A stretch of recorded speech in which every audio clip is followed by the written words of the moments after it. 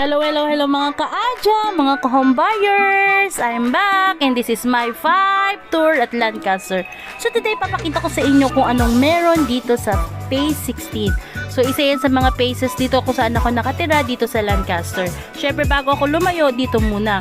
Biyahe kami from Manila, pabalik kami ng Lancaster. So syempre dadaanan natin yung mga church, MC Depot, Transport Hub, Square, Shopwise, McDo, Jollibee yan sa mga commercial. So syempre papasok ka dito sa from Imus, ayan, dadaanan natin syempre yung gate.